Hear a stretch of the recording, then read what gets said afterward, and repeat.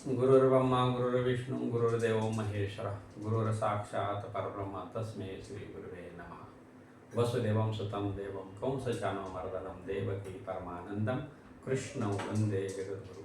ओम ब्रह्मानंदं परम सुखदं केवलं ज्ञानमूर्ति द्वंद्वातीतं गगनसदृशं तत्त्वमस्यादिलक्षणम् एकं नित्यमल्मचलं सर्वादिसाक्षिभूतं भावातीतं त्रिगुणरहितं सद्गुरुं तन्नमामि। जयांच्या केल्या स्मरण होय सकल विद्येचे अधिकरण तेची बंधू श्रीचरण श्री गुरूंचे ते नमस्कारुणे आता माझ्या भावा अंतराय नको देवा आले भागा ते करीतून तुझे नाम उच्चारितो दृढ माझे मन येथे राखावे बांधून तुका म्हणे वाचेन आता नको फुटू देऊ फाटे। ओम भगवते वासुदेवाय नमः।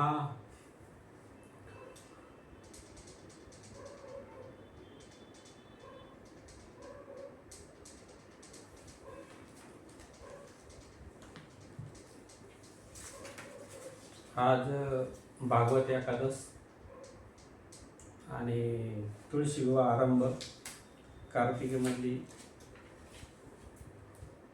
कार्तिक शुद्ध एकादश या आजच्या अशा पवित्र दिनी आज आपण तुकाराम महाराजांचं एक संक्षिप्त चरित्र यावर थोडंसं बोलण्याचा प्रयत्न करणार आहे। माझे सद्गुरू संत श्रीपाद बाबा संत रामदास बाबा यांच्या कृपा आशीर्वादाने त्यांचं दास होऊन थोडंसं बोलण्याचा मी प्रयत्न करणार आहे। तरी संतांचं चरित्र ऐकणं सांगणं या जगामध्ये सर्वत्र पवित्र आणि पुण्याचं काम आहे। कारण संत तेची देव, देव तेची संत आणि निमित्त मात्र प्रतिमा। देव आणि संत हे वेगळे नाही। तुकाराम महाराजांचा एक अभंग आहे, आकाशाच्या पोटी चंद्र तारांगाने दोन्ही एक सवे मानू नये। म्हणजे आकाशामध्ये चंद्र आणि तारांगाने पण दोन्हीला एकसारखं मानता येणार नाहीत, मानू पण नाही। दुधाची अंगी नेही ताक लोणी दोन्ही एक सवे मानू नये। दुधामध्ये ताक आणि लोणी निघतं पण दोन्हीची किंमत वेगळी, एक सार आहे एक आसार आहे। तसंच पृथ्वीच्या पोटी हिरागार गोटी, पृथ्वीमध्ये दोन गोष्टी सापडतात, हिरा सापडतात गारगोटी सापडतात पण दोन्ही एक सवे मानू नये। तुका म्हणे तैसे संत आणि जन दोन्ही एक सवे मानू नये। तसं जे संत असतात ते प्रत्यक्षात परब्रह्माचीच मूर्ती असतात आणि तेच ह्या जीवाला येणाऱ्या ह्या जीवदशाला येणाऱ्या मानवाचे कल्याण करणारे फक्त संतच असतात, सद्गुरूच असतात। त्याच्यामुळे त्यांचं चरित्र हे खूप पावन आणि पवित्र असतं। त्यांच्या चरित्रांना जेवढा लवकर उद्धार होईल तेवढा कशानंच होणार नाही। त्यांचं चरित्र मन लावून ऐकलं पाहिजे, सांगितलंही पाहिजे। आणि आज ही पवित्र तिथी आहे, या दिवशी आपण थोडासा तुकाराम महाराजांच्या चरित्रावर थोडासा एक प्रकाश टाकण्याचा प्रयत्न करू। तुकाराम महाराजांचे 8वे पूर्वज हे विश्वंभर भाव होते आणि ते देहगावचे रहिवासी होते आणि त्यांच्या घराण्यामध्ये पंढरपूरची वारी करण्याची प्रथा होती। आणि तुकाराम महाराज जे विश्वंभर बुवा होते ना, तर यांची ही त्यांचं कुलदैवत म्हणजे विठ्ठल रुक्मिणीच होतं। तर त्यांना एकदा स्वप्नात येऊन आणि सांगितलं का मी विठ्ठलानं सांगितलं का मी तुमच्या गावामध्ये त्या आंब्याच्या वनात मी आलेलं आहे, तर मला न्यायला ये। तो एवढं त्यांचं तुकाराम विश्वंभर बुवांचं एवढं विठ्ठलावर प्रेम होतं, तर पुंडलिकेच्या निकट सेवी कैसे धावे बराडी मूळ पुरुष विश्वंभर विठ्ठलाचा भक्त थोर त्याच्या भक्तीने पंढरी सोडून आले देहू घरी। म्हणजे तुकाराम महाराजांचे 8वे जे पूर्वज होते, म्हणजे तुकाराम महाराजांच्या पूर्वी 300 वर्षापूर्वी सर्वसाधारण, तर विठ्ठल रुक्मिणी ही त्यांच्या शेतामध्ये स्वतः स्वयंभू मूर्ती त्यांना सापडल्या आहे आणि ते आले असं त्यांना कळलं। तर दुसऱ्या दिवशी विश्वंभर बुवा आणि सर्व गावकरी आणि ते घेऊन त्या आंब्याचे जे बन आहे तिथं ते गेले आणि पांडुरंगाला आणि विठ्ठल रुक्मिणीला घेऊन आले। म्हणजे आज देहूमध्ये ज्या विठ्ठल आणि रुक्मिणीची जी मूर्ती आहे तर ती विश्वंभर बुवाने त्यांची स्थापना केलेली आहे। तर हे विश्वंभर बुवापासून कसं झालं, विश्वंभराचा पुत्र विठ्ठल, विठ्ठलाचा पदाजीचा शंकराचा पुत्र कान्होबा, कान्होबाचा पुत्र बोल्लोबा, असे तुकाराम महाराजांच्या वडिलांचं नाव बोल्लोबा होतं। आणि ह्या बोलोबा महाराजांना 3 अपत्य होते. एक तुकाराम महाराज, नंतर सावजी हे मोठे होते, नंतर तुकाराम महाराज आणि कान्होजी असे तीन अपत्य होते. आणि तुकाराम महाराजांचा जन्म हा 1608 सोमवार 21 जानेवारी ह्या दिवशी तुकाराम महाराजांचा जन्म झाला. त्यानंतर तुकाराम महाराजांचं हे घरी खूप चांगली परिस्थिती होती, सावकारी होती, वडिलांचा चांगला व्यवसाय होता आणि तुकाराम महाराज हे सुख संपन्न घरात तसा जन्म झाला त्यांचा. आणि तुकाराम महाराजांचं हे जे अवतार होता हा नामदेव महाराजांचा अवतार होता. जसा ज्ञानाचा झाला तुका तसा नामाचा झाला, ज्ञानाचा झाला एका आणि नामाचा झाला तुका, अशी वारकरी संप्रदायामध्ये ही परंपरा आहे. हे तर तुकाराम महाराज मोठे झाल्यानंतर 13 वर्षानंतर तुकाराम महाराजांचं लग्न झालं. तुकाराम महाराजांची जी पहिली पत्नी होती तिला दम्याचा आजार होता, ती सारखी आजारी होती, म्हणून तुकाराम महाराजांचं परत दुसरं हे लग्न करून दिलं. आणि दुसरं लग्न हे आप्पाजी मुळे म्हणून पुण्यामधील एक प्रसिद्ध सावकार होते, त्यांच्या मुलीचं नाव जिजाबाई म्हणजे आवली यांच्याबरोबर त्यांचं लग्न झालं. लग्न झाल्यानंतर त्यांचा संसार हा सुखाचा चालला होता तसा, परंतु तुकाराम महाराजांचं वय 17 वर्ष असताना सर्वसाधारण त्यांच्या वडिलांचं निधन झालं. तुकाराम महाराजांना खूप दुःख झालं आणि त्याच्यानंतर काही दिवसामध्ये म्हणजे जो 1 वर्षानंतर परत तुकाराम महाराजांच्या आईचंही निधन झालं. अजून दुःखाचा डोंगर कोसळला आणि मग त्यांना ह्या दुःखातून ते सावरत होते कुठं नाही तर त्यांच्यानंतर त्यांच्या जे मोठ्या भावाची जी पत्नी होती सावजी म्हणून, ती पण आजारी होती, ती पण वारली. आणि मग मात्र तुकाराम महाराजांना अजून दुःख झालं. सावजी हे ते त्यागी वृत्तीचे माणूस होते, जवळपास ते शंकराचेच अवतार, तुकाराम महाराज विष्णूचा अवतार आणि कान्होजी हे ब्रह्माचा अवतार, असे तिघ सुपुत्र हे भगवंताचेच अवतार होते. आणि सावजी शंकराप्रमाणेच वैराग्य असल्यामुळे जन्मात असते लवकर त्या प्रपंच सोडून निघून गेले. आणि सावजीची पत्नी वारली, ते निघून गेले. त्याच्यानंतर काही दिवसांना दुष्काळ पडला. तुकाराम महाराजांचं वय 18-19 नंतर हा दुष्काळाचा कालखंड गेला. दुष्काळ खूप भीषण पडला. त्या दुष्काळामध्ये तुकाराम महाराजांची जी रुक्मिणी नावाची पत्नी होती ती पण वारली, त्यांचे गुरं ढोरं सावकारी सगळं गेलं. परंतु तुकाराम महाराजांना एक वैराग्य प्राप्त झालं का म्हातारे माणसं जातात ठीक आहे, पण तरुण पण माणसं जाऊ शकतात. आणि त्यांना खूपच त्याच्यातून वैराग्य प्राप्त झालं आणि त्यांना ह्या जीवनामध्ये येऊन नेमकं सत्य काय आहे, ईश्वर काय आहे, ईश्वर कशाला म्हणायचं. आणि त्यांना खूप त्यांची अवस्था ही खूप बिकट झाली. त्यांच्या मनामध्ये खूप विचार यायला लागले का आपल्याला सत्याचा शोध कसा सापडेल, सत्याचा शोध कसा मिळेल, ते ईश्वराचा धावा करायला लागले. आणि कालांतराने ईश्वराचा धावा केल्यानंतर त्यांना स्वप्नामध्ये येऊन सांगितलं का तुम्ही सद्गुरू बाबाजी चैतन्याच्या दर्शनाला जा. स्वप्नामध्ये येऊन तुकाराम महाराजांना हा दृष्टांत झाला. आणि तुकाराम महाराज नंतर ओतूर या गावी गेले, कारण ओतूर या गावी बाबाजी चैतन्य होते आणि बाबाजी चैतन्याने त्यांना स्वप्नामध्ये दृष्टांत दिला का तुम्ही दर्शनासाठी या. आणि तसंच पांडुरंगाचा होकार त्यांना भेटला आणि ते ओतूरला गेले. ओतूरला गेल्यानंतर तिथं कळलं का हे महाराज जाऊन 30 वर्ष झाले, बाबाजी चैतन्य 30 वर्ष झाले. तरी पण त्यांनी तिथं कपार्दिकेश्वराच्या तिथं काही दिवस 2-3 दिवस अनुष्ठान केलं. आणि अनुष्ठान केल्यानंतर बाबाजी चैतन्याने प्रत्यक्षात येऊन त्यांना अनुग्रह दिला, म्हणजे प्रत्यक्षात दर्शन दिलं आणि बाबाजी चैतन्यांचा अनुग्रह झाला. अनुग्रह झाल्यानंतर तुकाराम महाराज तिथून त्यांचं परत ते भामचंद्र डोंगर आणि भंडारा डोंगर आणि गोरवडे डोंगर ह्या डोंगरावर त्यांचं चिंतनाचं चालू झालं.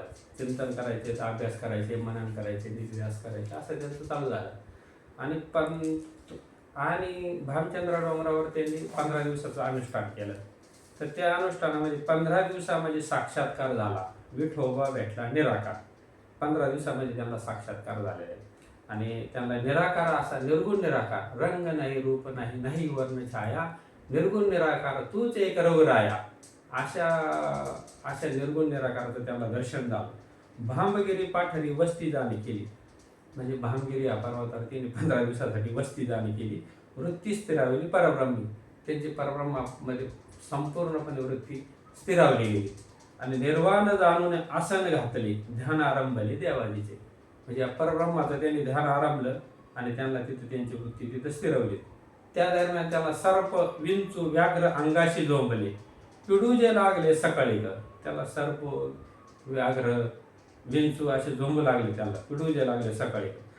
परंतु त्याचे ध्यान मोडलं नाही आणि त्याला दीपकी कर्पूर कैसा तो विराला तैसा देह झाला तुका म्हणे. म्हणजे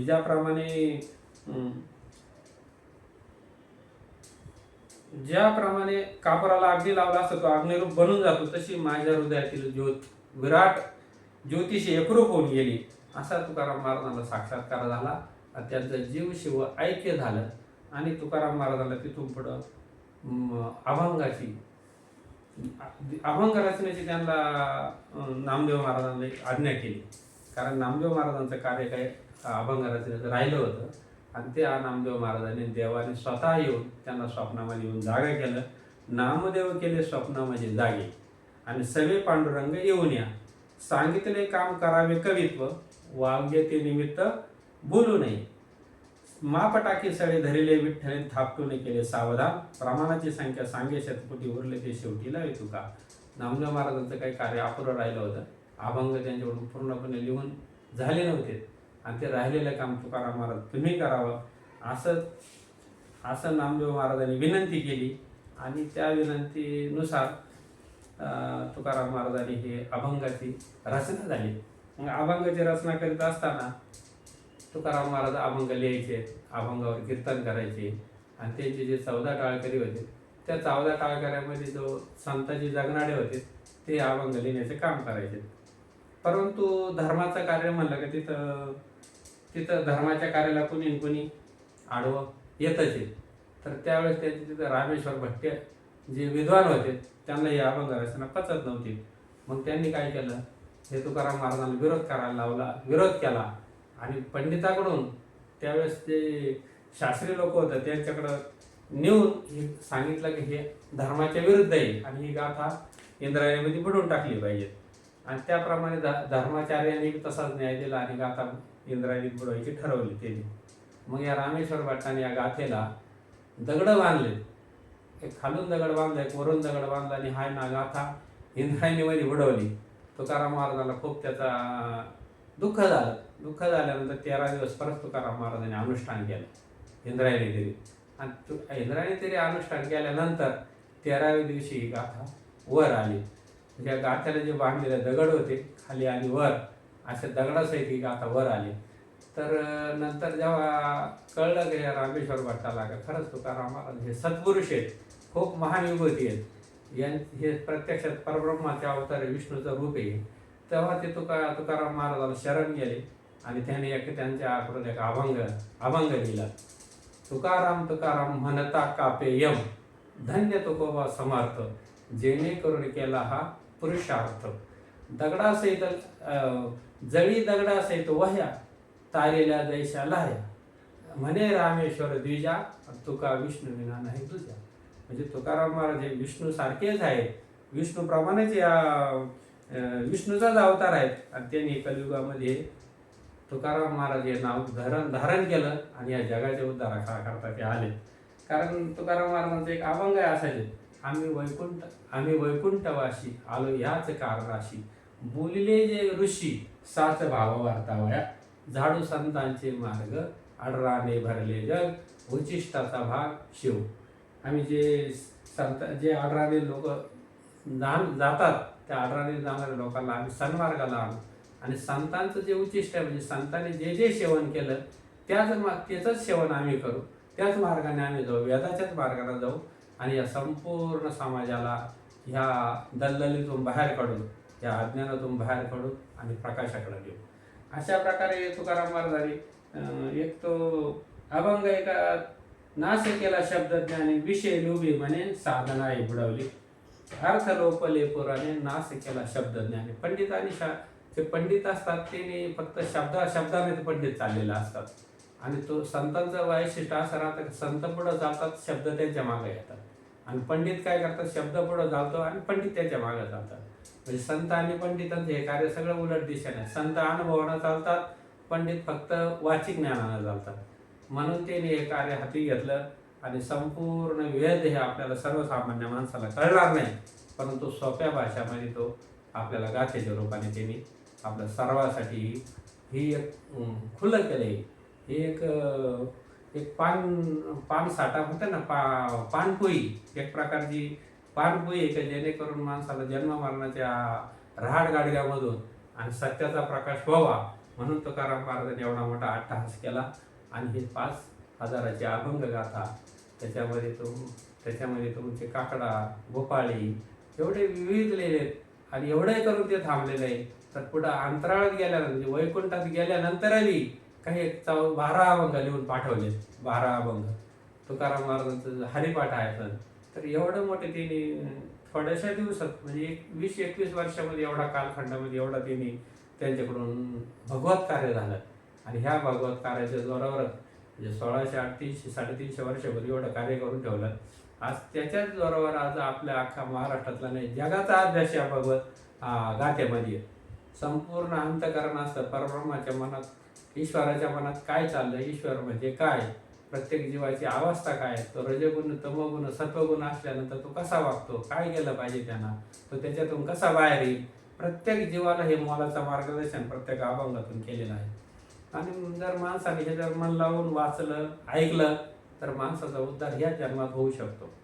त्याच्यासाठीच हा मनुष्याचा जन्म आहे. आणि प्रपंच करता करता होतो. तुकाराम महाराज हे करत असताना, कुटू भक्तीचा डांगोरा कळी काळाशी धाक दारावा, तुका म्हणे करा जय जयकार. तुकाराम महाराजांना सत्याचा शोध लागल्यानंतर त्यांनी भक्तीचा डांगोरा पेटवला आणि या संपूर्ण जगाला तिने ही एक आपल्यासाठी एक पाणपोई म्हणता येईल, की जेणेकरून जी गाथा वाचली तर माणसाचा माथा साफ होईल. अशा प्रकारे या गाथेमध्ये 5,000 अभंगामध्ये एवढं सुंदर असं निरूपण केलेलं आहे. आणि ही गाथा आपण वाचली पाहिजेत. आणि जर आपल्याला तेवढा वेळ नाही मिळाला तर त्याच्यासाठी जे 12 अंतराळीचे अभंग आहेत ते तरी वाचले तरी माणसाचा जन्म कृत्य होईल. ते वाचता वाचता माणसाला त्या अभंगाचा अर्थही कळेल. असं सर्वसाधारण तुकाराम महाराजांचे हे जे चरित्र आहे आणि खूप सुंदर चरित्र आहे. आणि म्हणून काय केलं, एका ठिकाणी तुकाराम महाराजांच्या विषयी मग लिहिलं शेवटी एका भक्तांना, भक्ताहून गोड नावडे ते काही, नावडे तयाशी वैकुंठ भाव भारी, सर्व भावे भक्तांचा सर्वस्वही गोड, तुळशी दल भक्ताचे लागत अशी मधुर, देवाशी वाटे नित्य द्वैतात राहावे, देवभक्त नाथाचे प्रेम लुटावे. देवानी हे भक्त नातं तुटूच नाही असं ईश्वराला वाटायला लागलं. आणि ईश्वर त्यासाठी सगुण रूप धारण करतो आणि भक्ताच्या मागं पुढं चालत असतो, नाही का. एक अभंग आहे का, देव इच्छिता ते रजचरणाची माती आणि मागे मागे धावत असे. म्हणजे देवाला सुद्धा ते भक्त पुढं चालल्यानंतर त्या भक्ताच्या पायाखाली जी माती ती त्यांना कपाळाला लावून त्याला त्याची इच्छा असते देवाची. म्हणजे एवढा भक्ताचा अधिकार वाढत जातो. आणि असे थोर संत तुकाराम महाराज यांचं जे कार्य आहे हे अभूतपूर्व आहे. आणि ह्या सध्याच्या जीवनामध्ये, ह्या धगधकीच्या जीवनामध्ये तर अशी महान विभूती आपल्याला लाभल्या. तर आपला जो जन्म झाला हा संतांच्या अवतारानंतर झाला, त्याच्यामुळं आपण खूप पुण्यवान आहोत, खूप भाग्यवान आहेत. भारतखंडे नरदेव प्राप्ती ही तो परम भाग्याची संपत्ती, आणि त्यातही विवेकू परमार्थी त्याचा वस्वर्ती परमात्मा दान. अशा प्रकारे तुकाराम महाराजांचे हे चरित्र आहे. आणि आज आपण भागवत एकादशीच्या निमित्तानं आज आपल्याला सांगायला मला भाग्य लाभलं. आणि तुमच्या कृपा आशीर्वादाने मी यूट्यूबच्या माध्यमातून मी तुमच्यापर्यंत येत आहे, तरी इथं श्रवण करावं अशी माझी इच्छा आहे. जय हरी, जय हरी.